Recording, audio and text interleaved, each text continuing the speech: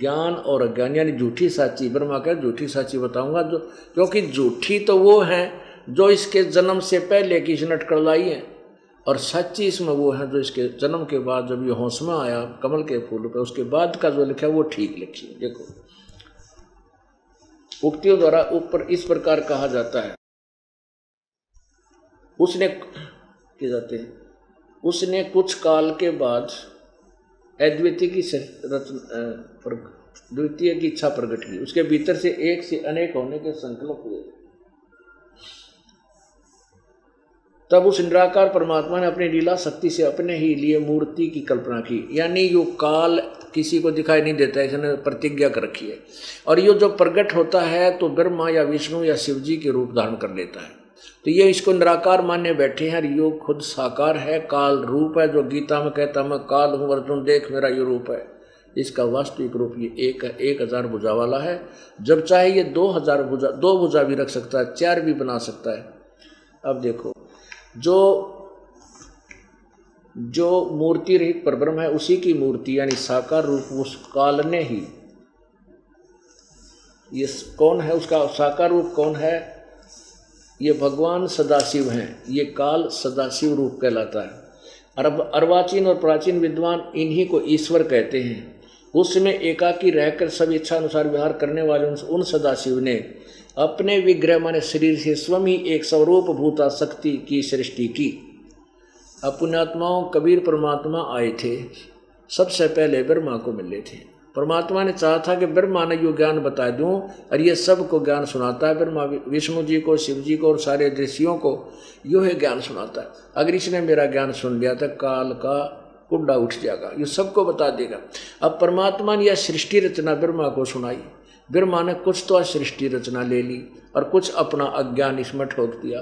परमात्मा की उस यथार्थ ज्ञान को पूरा ना लेकर के इसने यही थोड़ी सी आंशिक ले ली, तो वो अब बता रहा है, वो सही बता रहा है। देखिए क्या लिखता है कि उस काल के ने अपने शरीर तय इस महाशिव ने अपने विग्रह मैंने शरीर से स्वयं एक सर्वभूता सृष्टि शक्ति की सृष्टि की, जो उनके अपने श्रीअंग से कभी अलग होने वाली नहीं थी। उस पराशक्ति को प्रधान प्रकृति गुणवती माया बुद्धि तत्व की जननी तथा विकार रहित बताया है। उस शक्ति वह शक्ति अंबिका कही गई है, उसी को प्रकृति दुर्गा को प्रकृति सर्वेश्वरी त्रिदेव जननी तीनों देवताओं की माँ ब्रह्मा विष्णु महेश की जननी जन्म देने वाली नित्य और मूल कारण भी कहते हैं। सदाशिव द्वारा इन काल द्वारा प्रकट यानी उसके शरीर से निकली हुई की गई उस शक्ति की 8 भुजाएं। पुण्यात्मा ये था शिव पुराण, और उसमें संस्कृत में था जो परमात्मा ये ज्ञान सुनाया करते थे। आज ये हिंदी में हो गया तो इनका ज्ञान पकड़ा गया, और आज भी ये संस्कृत में होते तो हमारा पल्ले फिर भी ना पढ़ते, ये अज्ञान फिर रह जाता। परमात्मा ने दया की कि उन्हीं के द्वारा अनुवादित करवा दिया, और आज हम शिक्षित हैं, उस परमात्मा की उस वाणी से तुलना करते हैं तो परमात्मा की वाणी सत्य है, कबीर जी की वाणी सत्य है। वो पूर्ण परमात्मा थे जिसने सब वेदों और गीता और पुराणों का ज्ञान 600 वर्ष पहले बता रखा था, और वो अज्ञानी थे ये ऋषि महर्षि गुरु ब्राह्मण जो गुरु के पद पर बैठे, जिनको अपने सिलेबस का ज्ञान इसमें लिखा की है। आगे देखो त्रिदेव जननी, इसको प्रकृति भी कहते हैं। यहाँ देखो नाना प्रकार के आभूषण उसके श्री अंगों की शोभा बढ़ाते हैं, यानी देवी है या, और कई प्रकार के गहने पहनती है।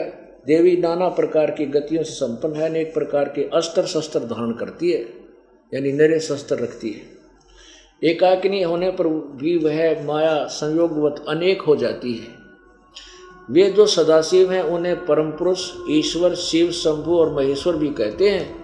वे अपने सारे अंगों पर भस्म रमाए रहते। उन काल रूपी ब्रह्म ने ये शिव जी जो ना महाशिव रूप में ये काल रूपी ब्रह्म ज्योति निरंजन ने एक समय शक्ति के साथ, नाथ नहीं है साथ, यानी दुर्गा को साथ लेकर शिवलोक नामक क्षेत्र का निर्माण किया। उस उत्तम क्षेत्र को काशी कहते हैं, वह परम निर्वाण आदि। ये प्रिया और प्रियतम रूप शक्ति और शिव ये पति पत्नी रूप में रहते हैं, जो परमानंद स्वरूप है। उस मनोरम क्षेत्र में नित्य निवास करते हैं। काशीपुरी परम आनंद रूपणी है। मुने शिव और शिवा ने, दुर्गा और काल और दुर्गा ने प्रलय काल में भी कभी उस क्षेत्र को अपने सानिध्य से मुक्त नहीं किया। आगे देखो, देव से एक समय उस आनंद मन में रमण करते हुए शिवा और शिव के मन में, दुर्गा और काल के मन में यह इच्छा हुई कि किसी दूसरे पुरुष की सृष्टि करनी चाहिए, यानी कोई बच्चा पैदा करना चाहिए, जिस पर यह सृष्टि संचालन का महान भार रखकर हम दोनों केवल काशी में रहकर स्वेच्छा अनुसार विचरें और निर्वाण धारण करें। ऐसा निश्चय करके शक्ति सहित सर्वव्यापी परमेश्वर शिव ने दुर्गा के साथ पति पत्नी का व्यवहार किया। अपने वाम भाग के 10वें अंग पर अमृत मल दिया। फिर तो वहां से एक पुरुष प्रकट हुआ, एक बालक की उत्पत्ति हुई। उसका नाम क्या रखा? शिव ने कहा, वत्स, व्यापक होने के कारण तुम्हारा विष्णु नाम विख्यात हुआ। अब ब्रह्मा जी कहते हैं तत्पश्चात कल्याणकारी परमेश्वर शाम सदाशिव ने पूर्ववत प्रयत्न करके मुझे अपने दाहिने अंग से उत्पन्न किया। यानी इस काल और दुर्गा से ब्रह्मा और विष्णु का जन्म सिद्ध हो गया। अब ये अनुवाद करता विचलित है, मूल संस्कृत वाली इस शिव पुराण में सही लिखा है नौका तीनों की उत्पत्ति। अब अनुवादकर्ता ने यहाँ छोड़ दिया कि शिव से शिव की उत्पत्ति कैसे लिखूं, ये सारे ज्ञानी थे। अब दिखाएं आपको। अब ये 3 सिद्ध होते हैं कैसे, ये 9वां अध्याय इसी रुद्र संहिता का 9वां अध्याय समाप्त होता है। यहाँ देखा, इस प्रकार ब्रह्मा विष्णु और रुद्र इन तीनों देवताओं में गुण हैं, परंतु शिव गुणातीत माने गए। ये 4 हो गए ना, ब्रह्मा विष्णु और यो शिव, रुद्र यो शंकर, और इनमें तो गुण है परंतु शिव गुणातीत माने गए। 4 हो गए। यानी यो काल इनका पिता है, ब्रह्मा विष्णु महेश इसके पुत्र हैं, और दुर्गा इनकी माता है। और देवी पुराण में भी ऐसा ही है। विष्णु कहता है कि मैं छोटा सा बालक था ना, इसमें क्या नाम है, देवी पुराण में, ये देवी पुराण और दिखाते हैं आपको, अधिक नहीं, थोड़ा सा समय लेंगे इसमें। देखिएगा देवी पुराण, ये गीता प्रेस गोरखपुर से प्रकाशित है।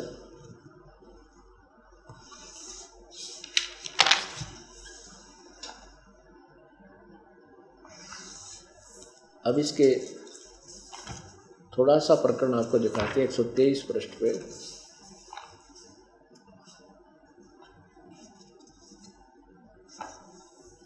एक 121 पृष्ठ से देखते हैं। 121 पृष्ठ,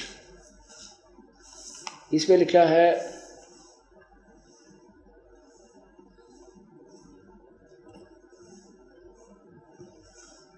महाभाग ब्रह्मा जी कहते हैं, इस प्रकार भगवती के चरण कमल के नख में मुझे अद्भुत दृश्य दिखाई पड़ा। यह देखकर आश्चर्य हो गया। तब मैं ब्रह्मा रुद्र तीनों ने मान लिया कि यह देवी अखिल जगत की जननी है। था नहीं, 119 पर देखो, 19 पे यहाँ से। अब कहते हैं तीनों, ब्रह्मा बता रहा है कि उन्हें देखकर हम सभी महान दुर्गा को देखकर आश्चर्य में पड़ गए।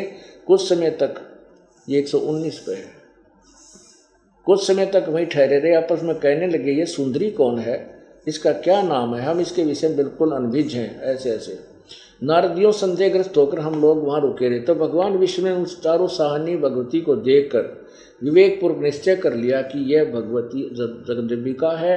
तब उन्होंने कहा कि ये भगवती हम सभी की आदि कारण है, महाविद्या महामाया इनके नाम है, ये पूर्ण प्रकृति है। और देखो 120 पृष्ठ पे क्या कहता है भगवान विष्णु, ये वे ही दिव्यांगना हैं जिनके परलावरण में मुझे दर्शन हुए थे, जब पानी पानी था, पूरी सृष्टि नाश हो रही थी, मुझे दर्शन हुए। उस समय मैं बालक रूप में था, मुझे पालने पर ये झुला रही थी। वट वृक्ष के पत्थर पर एक सुदृढ़ सैया बिछी थी, उस पर लेटकर मैं अपने पैर के अंगूठों को अपने कमल जैसे मुख में चूस रहा था। इति सिद्धम के विष्णु का जन्म हुआ, दुर्गा तो इसकी माँ है। और आगे फिर ये देखना 123 पृष्ठ पे, ये तीसरा स्कंद है, तीसरा स्कंद चल रहा है ये, और पृष्ठ 123 पे विष्णु जी कहने लगे, तुम शुद्ध स्वरूपा हो, ये सब संसार तुम इसे उद्भासित हो रहा है। मैं ब्रह्मा और शंकर हम सभी तुम्हारी कृपा से विद्यमान है। हमारा आविर्भाव और तिरोभाव हुआ करता है, केवल तुम्ही नित्य हो, जगत जननी हो, प्रकृति और सनातनी देवी हो। कि तुम हम तो आविर्भाव मान जन्म, तिरोभाव मान मृत्यु होता है हमारा, तो ब्रह्मा शंकर और विष्णु का। तुम प्रकृति, प्रकृति इसी का नाम है, दुर्गा को कहते हैं। शंकर भगवान बोले, देवी यदि माँ भाग विष्णु तुम्ही से प्रकट हुए हैं, तो उनके बाद उत्पन्न होने वाले ब्रह्मा क्या तुम्हारे बालक नहीं हुए? और फिर मैं तुमको लीला करने वाला, ओह शंकर क्या तुम्हारी संतान नहीं, अर्थात मुझे भी उत्पन्न करने वाली तुम ही हो। सत साहिब। आज का जो शुभ दिन है ये बहुत ही महत्वपूर्ण है। ये ज्येष्ठ शुद्धि पूर्णिमा, जेठ उतरते की पूर्णमासी है।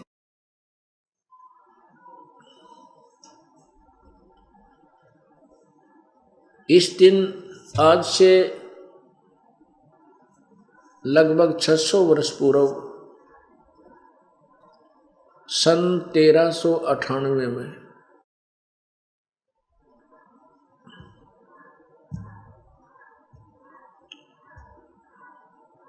विक्रमी संवत 1455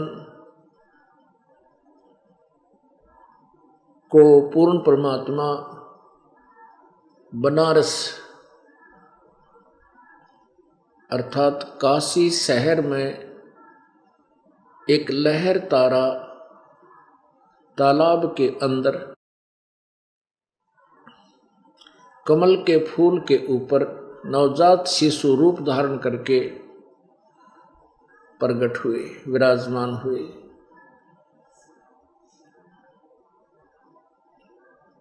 ये शुभ दिन प्रतिवर्ष बड़ी खुशी के साथ याद किया जाता है। उसी के उपलक्ष्य में ये 5 दिवसीय सत्संग प्रारंभ हुआ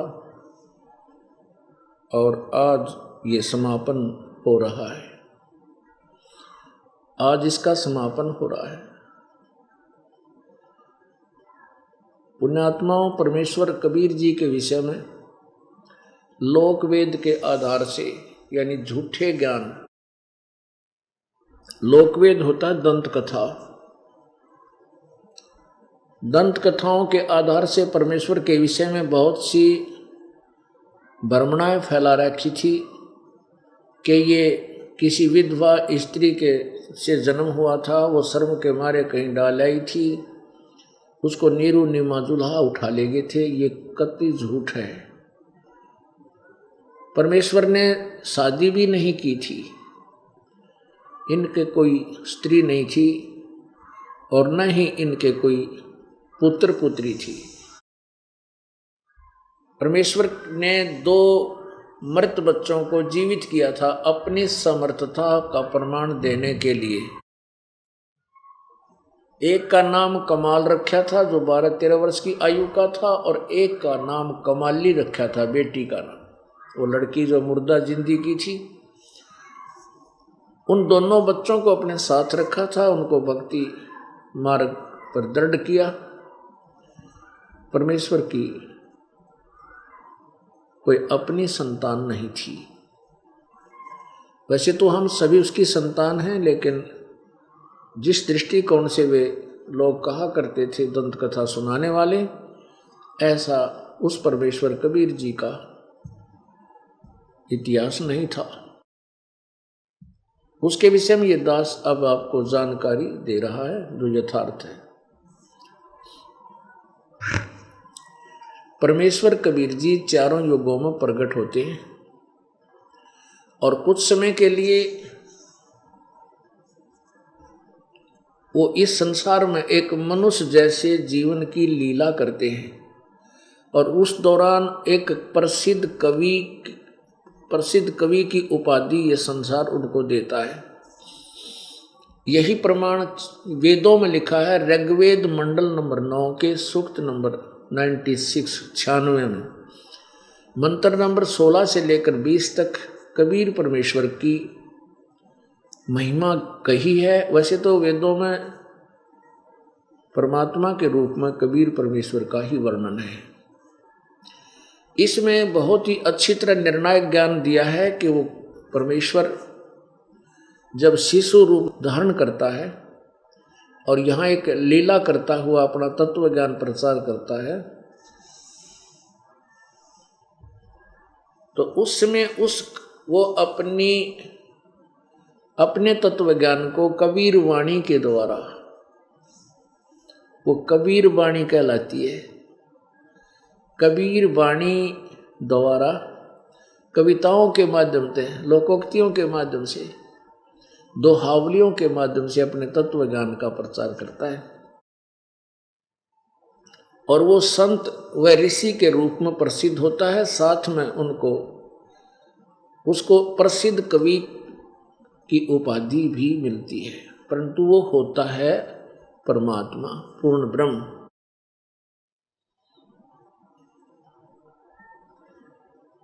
परमेश्वर चारों युगों में यही लीला करते हैं और काल के द्वारा फैलाए गए अज्ञान का नाश करने के लिए वे स्वयं ही अवतरित होते हैं।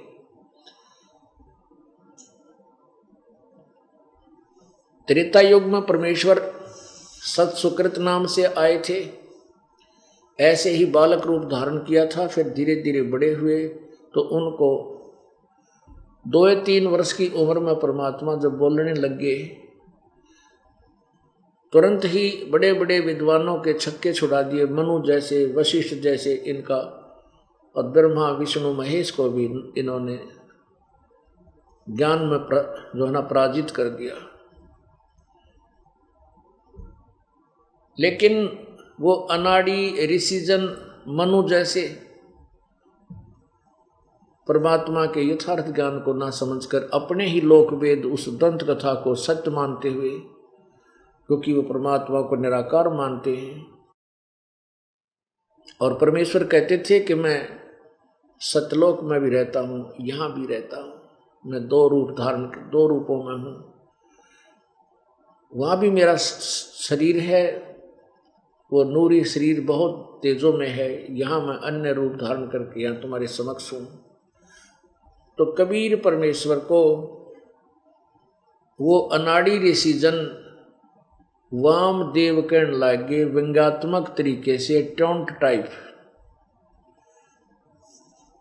वाम का अर्थ होता है उल्टा, वामा, जैसे ये राइट हैंड को तो दाया कहते हैं हाथ, और लेफ्ट हैंड को बामा, लेफ्ट हैंड को बामा यानी बायां, और दाएं हाथ को सुल्टा हाथ भी कहते हैं, और बाएं हाथ को उल्टा हाथ भी कहते हैं, बामा उल्टा। यानी कबीर परमेश्वर अपना यथार्थ ज्ञान, सत्य ज्ञान बताते थे, जो वेदों के अंदर लिखा हुआ है, लिपिबद्ध है। और ऋषि महर्षियों को वेदों का ज्ञान कतई नहीं था, मनु जैसे को भी ज्ञान नहीं था। वो कबीर जी को वामदेव नाम धर लिया व्यंग्यात्मक तरीके से। वामदेव माने उल्टा ज्ञान प्रचार करने वाला देवता। नुकारो देवता टेक जा, तू मत घना बोल रहे। तो व्यंग्यात्मक तरीके से उसको वामदेव, वामदेव का अर्थ होता 2 जगह, 2 जगह रहने वाला, ऊपर भी यहाँ भी बकवास करता है, झूठ बोलता है। और उल्टा ज्ञान यानी सत्य ज्ञान को वो उल्टा कहा करते थे कि कबीर तो सारा झूठा ज्ञान देता है और हमने जो बताया वो सत्य है। ऐसा वो मनु जी कहा करते थे और अन्य ऋषि जन। तो इसलिए परमेश्वर का सत्सुकृत नाम कम और वामदेव ज़्यादा प्रसिद्ध हो गया। जैसे किसी बालक का नाम तो कुछ और होता है और उसको कहने लग जा बूढ़ा, तो गांव में एक विशेष रिवाज होती है, नगरी में आसपास में, उसने बुंडा के आकर फिर उस ओरिजिनल नाम से तो परिचित भी नहीं रहता, वो भी फिर बुंडा कनते बोला है। तो ऐसे ही परमात्मा को वामदेव कहने लगे और भगवान उनके प्रश्नों का उत्तर देते रहे अंतिम यहाँ से अपना प्रस्थान तक। इसी प्रकार परमेश्वर त्रेता युग में मुनिंद्र ऋषि के रूप में प्रकट हुए थे। यही लीला उन्होंने उस समय की थी, बालक रूप धारण किया, धीरे धीरे बड़े हुए, पूरा जीवन एक मनुष्य का लीला करते हुए सहशरीर चले गए। ऐसे परमात्मा द्वापर युग में आए थे, उस समय उनका नाम करुणामय था। और वही लीला परमात्मा ने उस समय की थी कि बालक रूप धारण किया और ऐसे ही एक निसंतान दंपति को प्राप्त हुए।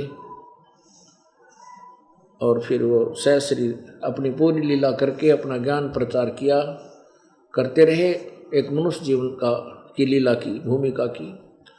उस दौरान उनका शिष्य एक सुदर्शन नाम का वाल्मीकि उनका शिष्य हुआ था। उसके माता वाल्मीकि तो पार हो गया, लेकिन वाल्मीकि के माता पिता ने कबीर परमेश्वर की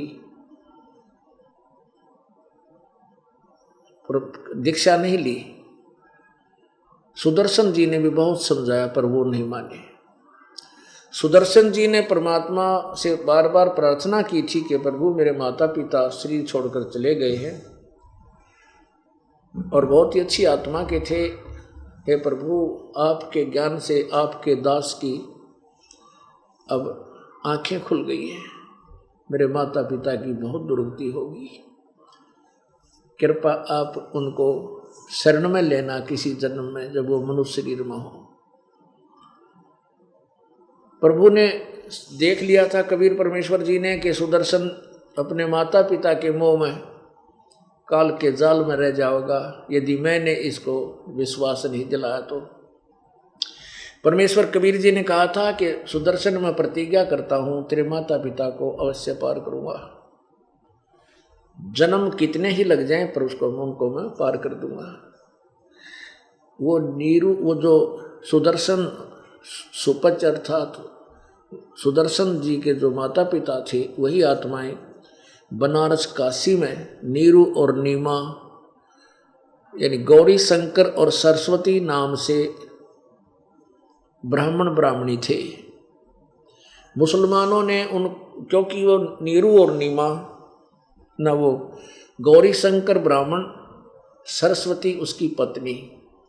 गौरी शंकर जी भगवान शिव जी के बहुत ही अच्छे उपासक थे, शिवपुराण की कथा निस्वार्थ सुनाया करते थे। जो भी श्रद्धालु दान धर्म कोई उनको पूजा दे जाता था वो किसी के लालच में कथा नहीं करते थे, ना कोई श्राद्ध खाने जाते थे किसी के। सब इच्छा से कोई दान कर जाता था तो उसको अपने भोजन योग्य जितना उसको चाहिए रख लेता था और शेष का भंडारे में लगा देता था, संग्रह नहीं करता था। इस कारण से वो काशी के अंदर एक श्रद्धा का बहुत ही विशेष चर्चा का पात्र बना हुआ था। श्रद्धालु बहुत ज़्यादा उसके पास जाने लगे। इससे अन्य जो नकली ब्राह्मण थे जो दुनिया को गुमराह करे थे, श्राद्ध निकालो फलाना करो कोई कुछ करो, वो बहकाते थे तुम्हारा संकट काट देंगे, इतने पैसे दर दो, वो ईर्षा करने लगे। उनकी संख्या अधिक थी, वो अकेला था। जो है गौरी शंकर अकेला था और गौरी शंकर जी भगवान शिव की बहुत ज़्यादा महिमा गाते थे। लोग काफ़ी काशी के प्रभावित थे, जिससे मुसलमान लोगों ने देखा कि ब्राह्मण लोग तो इसके साथ नहीं और यो हिंदू धर्म का प्रचार ज़्यादा कर रहा है, क्यों ना इसको मुसलमान बना दे। तो मुसलमानों ने अपने आप पानी छिड़क दिया उनके घर में, उसके कपड़े पे उनके मुंह में गिर दिया ज़बरदस्ती।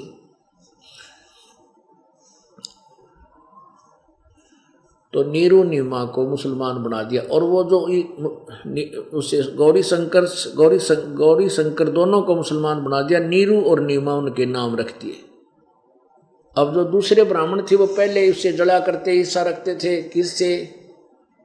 गौरी शंकर से। तो उन्होंने शीघ्र ही आसपास में ढंडोरा पिटवा दिया, सब जगह समाचार भिजवा दिया कि गौरी शंकर मुसलमान बन गया है, उसका भाईचारा बंद, वहाँ कोई श्रोता नहीं जाएगा, वो तो मुसलमान हो गया है, उसका गंगा में स्नान करना बंद, सब कुछ हो गया। अब पहले तो नीरू गौरी शंकर सरस्वती को पूजा आती थी जिससे उनका निर्वाह चल रहा था। अब एकदम समस्या आ गई। खाने की भी समस्या आ गई, हिंदू लोग वहाँ जाना बंद हो गए। तो उन्होंने क्या सोचा कि हम ज़्यादा पैसा भी नहीं है जो कोई ऐसा व्यापार बिजनेस करे, तो उन्होंने कपड़ा बुनने का कार्य शुरू कर दिया, जिससे वो जुलाहा कहलाए। उनके संतान नहीं थी, विवाह को काफी वर्ष हो गए थे, 10, 15, 20 वर्ष, 30 वर्ष, संतान नहीं थी। उन्हें खूब प्रार्थना करनी थी कि हमें कुछ संतान दे प्रभु, लेकिन नहीं।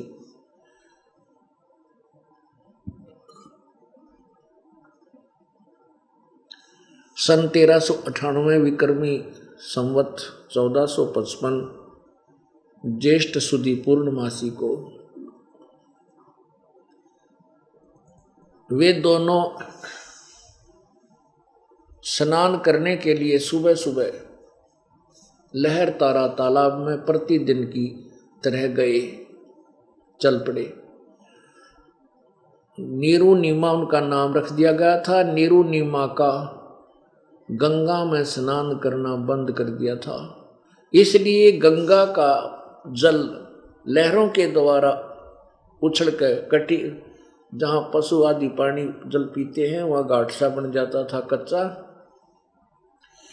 लहर जब फुल भर के आती थी गंगा दरिया, तो उनका पानी ऊपर से, लहरों का पानी ऊपर से उछलकर एक बहुत बड़े सरोवर का रूप धारण किए हुए था। उसको लहर तारा बोलते थे, यानी गंगा की लहरों से भरा हुआ वो स्थान, और तारा उसका नाम था। लहर तारा, इस प्रकार वो लहर तारा स्थान उसका नाम पड़ा। तो वो उन्होंने गंगा में स्नान करना उनका बंद कर दिया गया था, तो लहर तारा तालाब में जाकर वो स्नान करते थे प्रतिदिन, जो उनके झोंपड़ी से, उनके रेजिडेंस से लगभग 4 किलोमीटर दूर था। प्रतिदिन सुबह सुबह वो वहाँ स्नान करके आते थे। भले ही वो मुसलमान बना दिए गए थे, लेकिन भगवान शिव को नहीं भुला पाए थे। अंदर ही अंदर भगवान शिव को ही याद किया करते थे। उधर से परमेश्वर पूर्ण ब्रह्म, परम अक्षर ब्रह्म सत्यलोक से चलकर सहशरीर वहां से आए। उसी दिन ब्रह्म मुहूर्त यानी सूर्य उदय होने से 1.5 घंटा पूर्व परमात्मा सतलोक से आए और काशी के लहर तारा तालाब पर एक शिशु रूप धारण किया। इस दृश्य को एक अष्टानंद नाम के ऋषि देख रहे थे, क्योंकि वो उसी लहर तारा में स्नान करके और वहीं किनारे पर बैठकर अपनी साधना करने की तैयारी पकड़ रहा था। अपना भजन सिमरन करने के लिए अपने चद्दर बिछाकर बैठा ही था। अष्टानंद जी सुप्रसिद्ध महर्षि रामानंद जी के शिष्य थे, जिन्होंने रामानंद जी ने 1400 ऋषि शिष्य बना रखे थे, जो प्रचार किया करते थे जैसा रामानंद जी ने वेदों को समझा था, उस वेद ज्ञान का और पुराणों का। विष्णु जी के उपासक थे, 1400 ऋषि बना रखे थे। अष्टानंद ऋषि ने जब देखा कि आसमान से एक प्रकाश पुंज आया, यानी प्रकाश का गोला सा आया, बहुत तेज प्रकाश, ज्यों ही उसने दृष्टि उसकी तरफ गई, ऊपर से प्रकाश आ रहा था, तो आंखें बंद होगी। उस प्रकाश को ये चरम दृष्टि सहन नहीं कर सकी। एकदम आंखें बंद हुई तो क्या देखा, जैसे कि उसमें एक नवजात शिशु है। अब जैसे हम सूर्य की तरफ देखते हैं, सूर्य के प्रकाश को आंखें सहन नहीं करती, बंद हो जाती हैं, और फिर जब आंखें बंद करते हैं तो उसके अंदर सूर्य का आकार दिखाई देता, प्रकाश नहीं। ऐसे ही परमात्मा ऊपर से तेजों में शरीर युक्त आ रहे थे, और अष्टानंद ऋषि की दृष्टि पड़ी तो आंखें बंद हुई, तो उसमें नवजात शिशु नजर आया। ज्यों ही अष्टानंद जी ने दोबारा आंखें खोली और वो प्रकाश कमल के फूल पर सिमटता हुआ नजर आया। तो उसने फिर देखा वहां बालक सा दिखाई दे रहा था। उसने सोची तेरी आंखों में जो रिफ्लेक्शन का प्रतिबिंब फिट हो गया है यही दिखा होगा। इधर देखता है तो भी वो रिफ्लेक्शन जो बच्चे का बना हुआ था वो ऐसे भी दिख रहा था, ऐसे भी दिख रहा था। जैसे हम सूर्य को देखने के बाद आंखें बंद करें और फिर उसके बाद काफी देर तक वो रिफ्लेक्शन का प्रतिबिंब बना ही रहता है। अब उस अष्टानंद जी ने सोचा कि ये क्या बात भाई, पहली बार ऐसा प्रकाश देखा और कहीं ये मेरी भक्ति का ही तो कोई की भक्ति की उपलब्धि तो नहीं है। इसको क्लियर करने के लिए, स्पष्ट करने के लिए अपने गुरुदेव रामानंद जी के पास गए। स्वामी रामानंद जी से अपनी कथा सुनाई कि प्रभु आज मैंने आसमान से आता हुआ एक प्रकाश पुंज देखा। जो ही मैंने उसकी तरफ दृष्टि डाली तो मेरी आंखें बंद हो गई, क्योंकि मेरी चरम दृष्टि उस प्रकाश को सहन नहीं कर सकी। और जो ही मेरी आंखें बंद हुई तो आंखों के अंदर मुझे एक नवजात शिशु नजर आया, यानी छोटा बालक जो अभी जन्मा हो उसको नवजात शिशु कहते, मनुष्य का बच्चा। हे प्रभु, ये मेरी भक्ति की उपलब्धि है या मेरी कोई भ्रमणा है? रामानंद जी ने कहा बेटा, न तो ये तेरी भक्ति की उपलब्धि है और ना तेरी कोई भ्रमणा है। ऊपर के लोकों से जब अवतार गण अवतरित होते हैं वो नीचे किसी माँ के गर्भ में बास लेंगे और फिर यहाँ जन्म लेकर के लीला करेंगे आसपास किसी क्षेत्र में। अब रामानंद जी को इतना ही ज्ञान था कि माँ के बिना कोई अवतार भी उत्पन्न नहीं हुआ, क्योंकि वो श्री राम, श्री कृष्ण और इन अवतारों तक ही सीमित थे, इन्हीं को भगवान मानते थे। इनका जन्म सभी का माता से ही हुआ था। जैसा भी स्वामी रामानंद जी को ज्ञान था अपने शिष्य का समाधान कर दिया और बात खत्म हुई। उधर से नीरू और नीमा, वो गौरी शंकर और सरस्वती अर्थात जो नीरू नीमा रूप में जुलाहे बन गए थे, मुसलमान बन गए थे, जो पहले सुदर्शन जी के माता पिता थे। परमेश्वर ने प्रतिज्ञा की थी, वचनबद्ध हो गए थे अपने प्रिय शिष्य सुदर्शन जी से के सामने कि मैं तेरे माता पिता को पार करूंगा। जो जन हमरी शरण है ताका हूँ मैं दासे है। अब सुदर्शन जी के आदेश का पालन किया प्रभु, उनका दास बनकर वहां पहुंचा, उनके माता पिता को नौकर बनकर, सेवक बनकर। अब ये काम था सेवक का करे। अगर कोई काम करवाना हो, करना हो तो परमात्मा से प्रार्थना हम करते हैं, वो सेवक बनकर हमारे काम करता है। तो वहां आकर के कहते हैं जो जन हमारी शरण हो ताका हूं मैं दास, गेल गेल ला गया फिर जब तक धरती आकाश। उस नीरू नीमा को फिर अपनी शरण में लेने के लिए, सुदर्शन जी के वचन का पालन करने के लिए परमेश्वर वहां लहर तारा तालाब पर प्रकट हुए, जहां वो प्रतिदिन स्नान करने के लिए जाते थे। कौन? नीरू और नीमा। अब रास्ते में नीमा रो रही है और अपने भगवान शंकर से प्रार्थना कर रही है, हे प्रभु आप तो महेश्वर हैं, सर्वशक्तिमान हैं, जो चाहो सो कर सकते हो, आपको कोई भी कार्य दुर्लभ नहीं। अपनी दासी को भी एक खिलौना दे देते, एक बालक दे देते, एक बालक दे देते तो हमारा भी संसार में हिस्सा हो जाता। लोग मेरे पर ताने ना मारते, व्यंग ना कसते, मुझे बांझ कहते। इतना कहकर के वह बहुत बुरी तरह रोने लगी। अब नीरू ने कहा कि नीमा हमारे भाग्य में संतान नहीं है, और भगवान यदि भाग्य में होती तो प्रभु पहले ही हमें प्रदान कर देते। हमारे कोई बुढ़ापे में उंगली पकड़ने वाला है नहीं, तो रो रो के आंखें बर्बाद कर लेगी, अंधी हो जाएगी और दूना कष्ट उठाएगी। संतान मिलनी नहीं, तेरे अंग नष्ट हो जाएंगे, ना रोया कर तू। बहुत सांत्वना देता हुआ, उसको शांत करता हुआ आगे चल रहे हैं। वो लहर तारा तालाब पर पहुंच गए। पहले नीमा ने स्नान किया, तब तक अंधेरा था, जैसे सूर्य उदय होने से पहले 1.5 घंटा वर्तमान में तो अंधेरा रहता है, और सुबह का अंधेरा शीघ्र ही प्रकाश में बदल जाता है।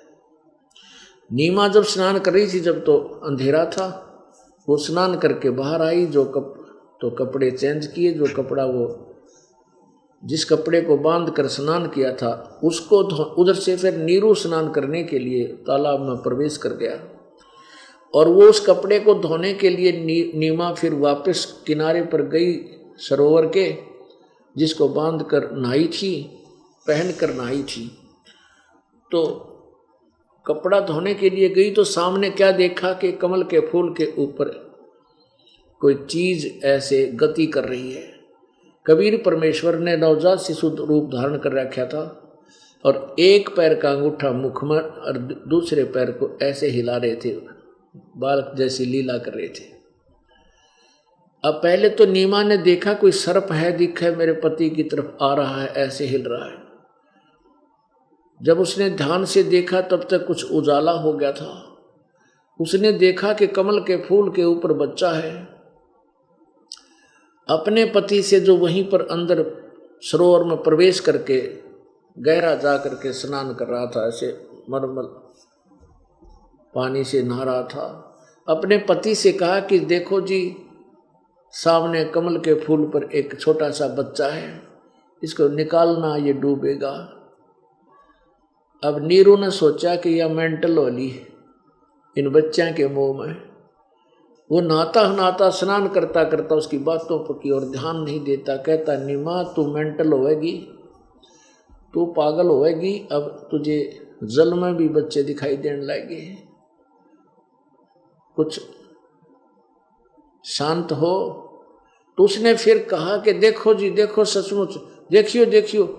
जब उसने कसक के साथ कहा नीमा ने, तब नीरू विवश हो गया कि सचमुच ये क्या कहने लगी, ये क्या कहने लगी, किधर उसने जिधर संकेत कर रखा, देखो वो देखो, तो उसकी दृष्टि उधर गई। सचमुच वहां तो कमल के फूल पर एक बहुत ही खूबसूरत, बहुत ही सुंदर एक लड़का है। तुरंत ही उसने आव देखा ना ताव देखा कि बालक डूब ना जा बच्चा।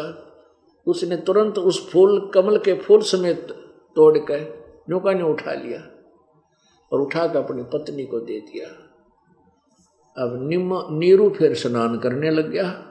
नीमा ने उस परमात्मा, उस बालक को भगवान शिवजी दत्त मानकर, शिव दत्त मानकर कि मेरे भगवान शिवजी ने दिया है, सीने से लगावे, प्यार करे, उसका मुंह चूमे, माथे का लावे और सौ शुक्र मनावे अपने शिवजी भगवान का कि मेरे भगवान शिवजी ने हमें एक लाल दे दिया। हे भगवान, आज अर्ज करी थी सच्चे जल तर रोक, आज भगवान शिव ने मेरी जोड़ी भर दी। पुण्यात्मा कहते हैं, जगत का पेखना पेख्या, धनी का नाम ना लेखा। अब जैसे हम अनुपासक थे, अनुपासना करते थे श्री राम की, श्री कृष्ण की, शिव जी की, बाबा श्याम जी की, हनुमान जी की, यानी सारे देवताओं की जो ना कौड़ी भर रहे थे। और कोई भी सुख होता था, जैसे पुत्र पहले पास हुए, फिर नौकरी प्राप्त हुई, लड़का हुआ, लड़की हुई, नौकरी लगी, तो हम यही कहा करते हैं हमारे भगवान श्री कृष्ण जी ने मौज कर दी, बाबा श्याम जी ने ठाठ कर दिए। अब ये कुछ भी करण के नहीं है, ये तो केवल वर्क डन दे सकते हैं।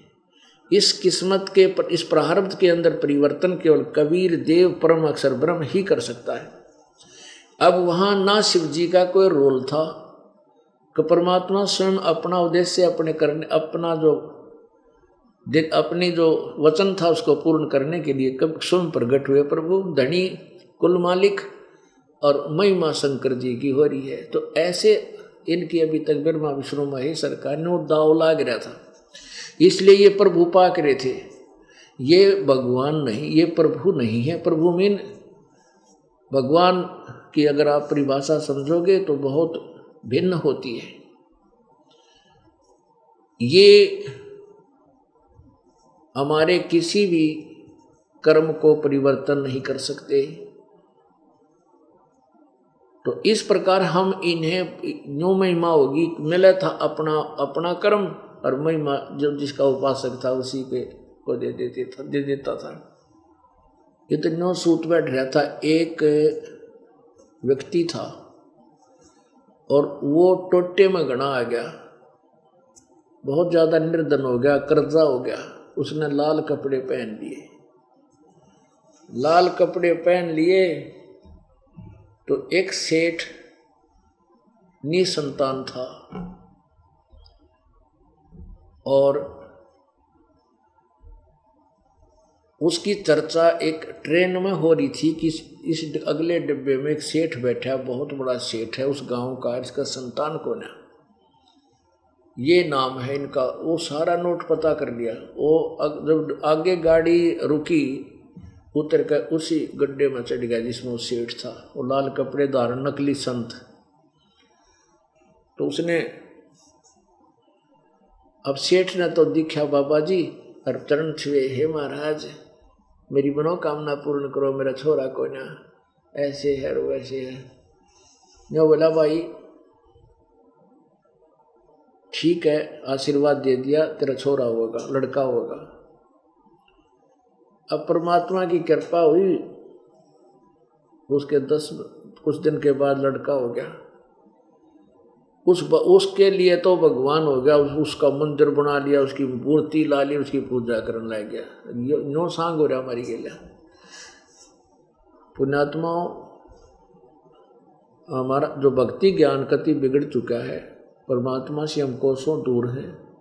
अन्य जो भगवान हमें कुछ भी नहीं दे सकते, केवल वर्कडन देते हैं, क्रियाक्रम दे सकते हैं, उन्हीं को हम सुप्रीम पावर मानकर उन्हीं पर आसक्त रहे और दुर्गति को प्राप्त होते रहे। परमात्मा गरीबदास साहिब जी कहते हैं कि हम कबीर भगवान कुलधनी को ना याद करके एक दूसरे को महिमा देते रहे। जगत का पेखना पेखा, धनी का नाम ना लेखा। जो करने वाला है सब कुछ, जैसे गीता जी अध्याय नंबर 15 के श्लोक 16-17 में कहा है कि दो भगवान है, एक क्षर पुरुष एक अक्षर पुरुष। क्षर पुरुष ये ब्रह्म है जो ब्रह्मा विष्णु महेश का पिता है, और अक्षर पुरुष ये परब्रह्म है जो 21 सातसंग ब्रह्मांड का मालिक है। ये दोनों नासवान हैं, इनके प्राणी, इनके लोकों में प्राणी भी नासवान है। 17वें श्लोक में कहा है 15वें अध्याय के में कि उत्तम पुरुष तु अन्य परमात्मा इति उदाहरते, यानी पुरुषोत्तम सही भगवान, सही श्रेष्ठ भगवान, उत्तम परमात्मा। तो कोई इन ऊपर वर्णित दोनों क्षर पुरुष अक्षर पुरुष, क्षर ब्रह्म और अक्षर ब्रह्म से और है जो परम अक्षर ब्रह्म है, जिसके विषय में गीता जी अध्याय नंबर 8 के श्लोक नंबर 3 में कहा है। गीता जी अध्याय नंबर 8 के मंत्र 1 में अर्जुन ने पूछा कि प्रभु आपने जो अध्याय नंबर 7 के श्लोक 29 में कहा कि तत्ब्रह्म को और पूरे अध्यात्म ज्ञान को और पूरे कर्मों को जो जान लेता है तत्वदर्शी संत की शरण में जाकर, वो केवल जन्म मरण के लिए ही छूटने का प्रयत्न करता है, संसार की किसी वस्तु की चाह नहीं रखता। तो 8वें अध्याय के प्रथम मंत्र में अर्जुन ने पूछा फिर किम तत्ब्रह्म, वो तत्ब्रह्म क्या है? इसका 8वें अध्याय के 3रे मंत्र में उत्तर दिया है कि वो परम अक्षर ब्रह्म है।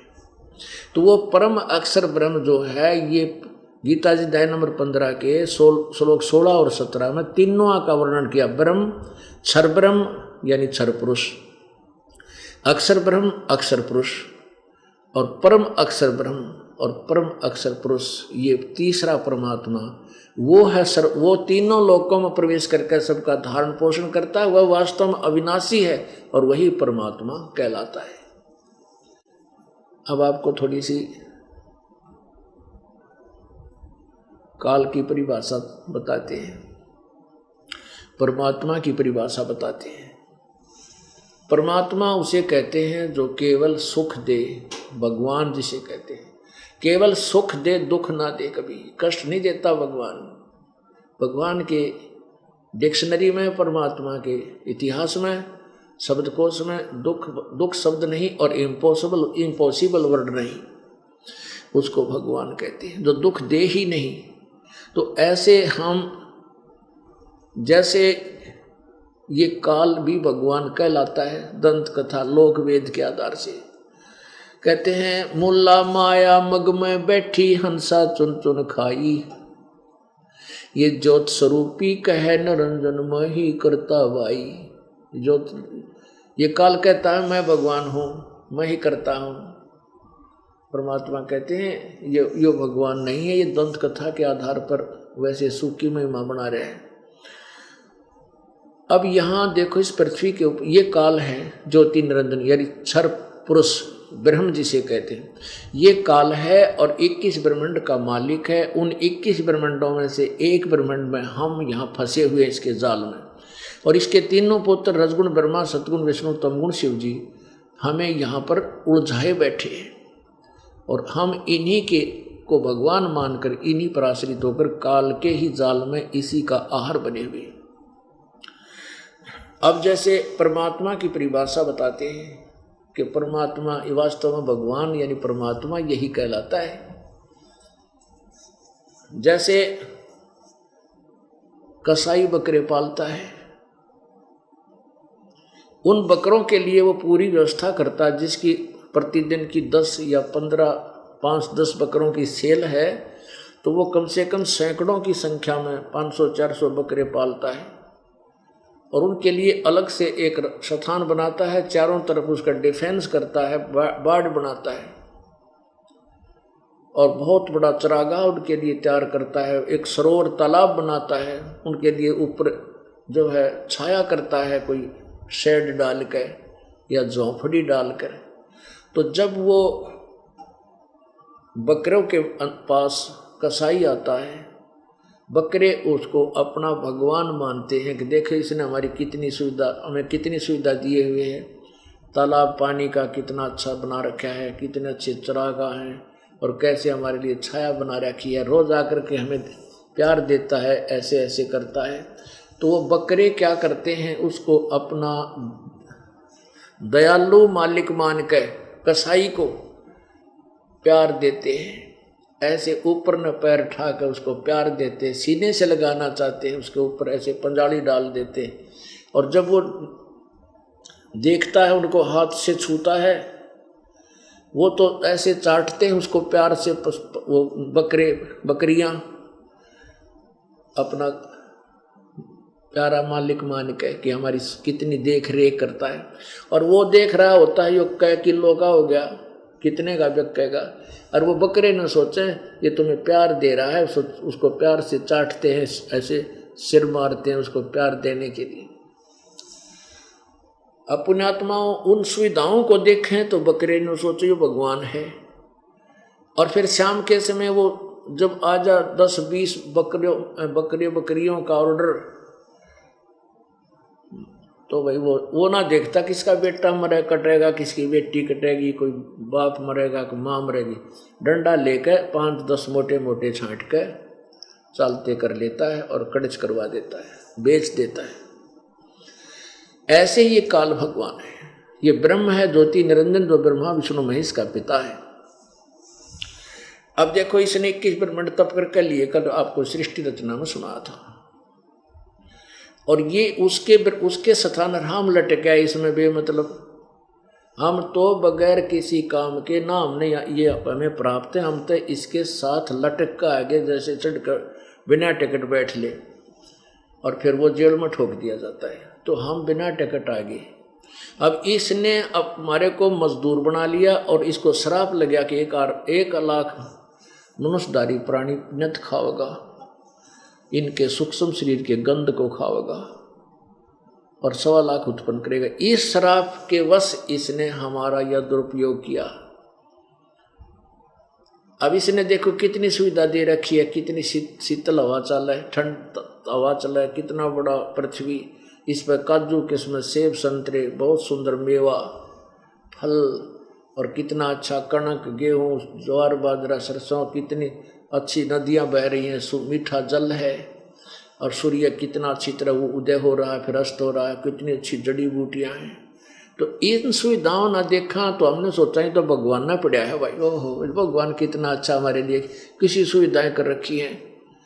और ये समझ में ना आवे थी उन बकरियां की तरह कि ये रोज किसी का माँ मर गया, किसी की बेटी मर गई, और किसी एक्सीडेंट में परिवार नष्ट होने लग रही, योग के कारण है।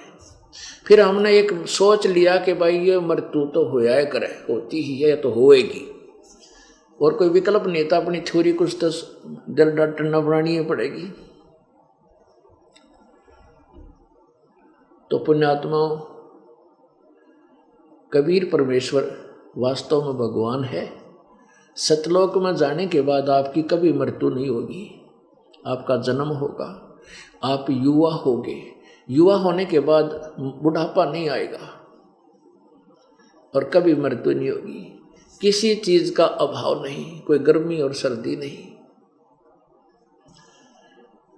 और ना कोई टेंशन, ना रोग। शरीर ऐसा होगा जिसमें रोग होता ही नहीं, वो स्थान ऐसा है जहाँ पर रोग होता ही नहीं, और बहुत ही अच्छा वहाँ पर फल फ्रूट सदाबहार बाग हैं, झरने कल कल करके बह रहे हैं, बहुत सुंदर अमृत जल की दरियाएं बह रही हैं, दूधों की दरियाएं नदियां बह रही हैं जो कभी सूखती नहीं, समाप्त नहीं होता। हम उस लोक के वासी थे, हम वहाँ के रहने वाले थे।